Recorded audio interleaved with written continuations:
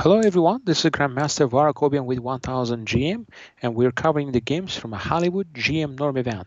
This is the last game of the round number 2, and we have a game between IM Josiah Stearman and IM Robert Shlyakhtenko. Let's take a look, guys. D4, D5, C4, C6. So D4 from Josiah, and we have the Slav defense from Shlyakhtenko.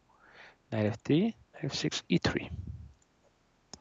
And now takes very, very special. Queen B3 putting pressure here. Queen C3 would be more accurate here, but he played Queen B6 Shlyakhtenko. This should give Josiah some advantage. The pawns are compromised here, so this should give us some edge. 95 comes in, putting pressure. E6. Knight takes D7. All right, let's take a look here. What other options here White has here? I quite like this 95, but the question is, could have Josiah played the move Bishop D2, just continue with the development? And what would happen after this? Let's say, you can't take here because after this knight here, you're going to be running into knight c7 check. So this is a big problem here. So you have to play 94. Then we have the line takes. And we have a lot of weak pawns here, and the king goes on e2. Now I bring the rook into the game, and yeah, this looks like advantageous. I'm not sure where is Black going to put that bishop. Bishop c5 might get kicked by b4, and if bishop e7, rook hd1, bishop a5 check. If you go to e8, you lose the b6, but if you go to c6, at least now the king could get quite uncomfortable here after like a4, rook c1, could get quite uncomfortable here. But yeah, this would have been very interesting to put some more pressure. Instead, Josiah just took on d7, getting pair of the bishops. Bishop d2. Again, there's no question about the white's advantage here. It's a pretty nice advantage, I gotta say. Castle. Question is, do we have to castle here? King e2 looks very logical in this position too, because since we're in the endgame stage, you can put the king in the middle of the board. So this was something that I would possibly consider as well. So he goes here.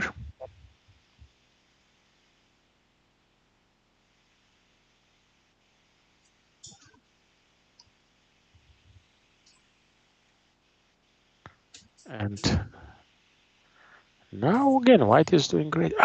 Bishop takes d7. Looks like this was a critical moment here. Josiah gave up his bishop. Why? Why did he give up the bishop here? Rook c2 looks natural. At some point, try to double up the rooks. If you play knight c4, you're going to get into a little bit of trouble after take, knight e5. I would say actually big trouble.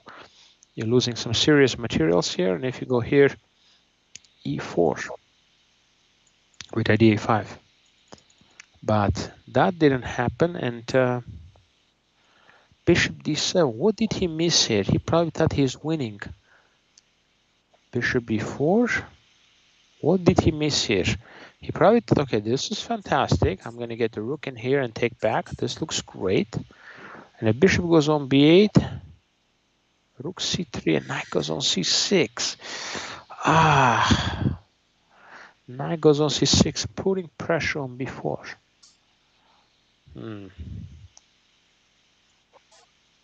Now takes, and rook goes on a4 now, putting pressure on b4. Yeah, and now Black is going to be quite happy here. Yeah, I think perhaps maybe he missed this move bishop b8 because he has such a nice advantage here. And now I play f4, f5. Yeah, now it's pretty much it's just gone now. It's just going to be a very likely a draw here. e4, my goodness. Okay, g5 is not completely necessary. You can also play the move rook ac8. It's just equal position, but g5, e4, g4. Everything gets locked up. My goodness, now Black is taking over the game. Bishop c3 was a necessary move in this position. to defend from this side, but even here now allowing rook a5, and looks like now Shlyakhtenko is getting better. Knight takes d4. Oh, and here Black is just winning. What happened here? Why Black is just winning here? Played rook c5. Yeah, rook c4 is just like a +3 here, winning advantage. But rook c5, king f1. Ooh, rook c4. That's a strange decision.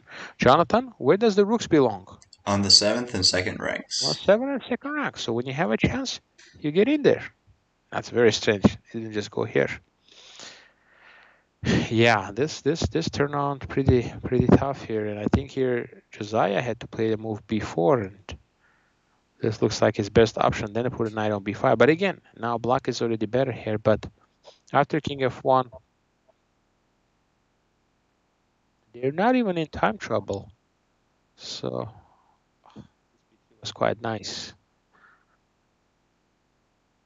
And again, important to continue. Sacrifice the exchange.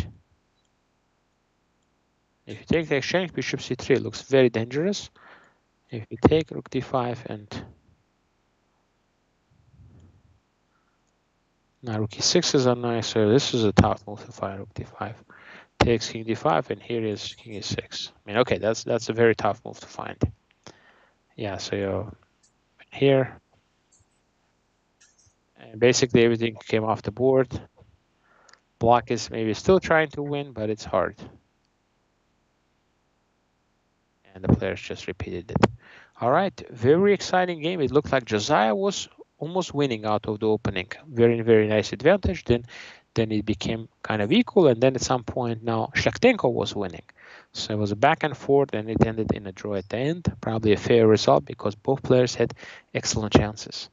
Thank you everybody for watching this game. This game concludes the round 2, and we'll be back with the round 3 coverage of this exciting GM Norm event in Hollywood. See you soon.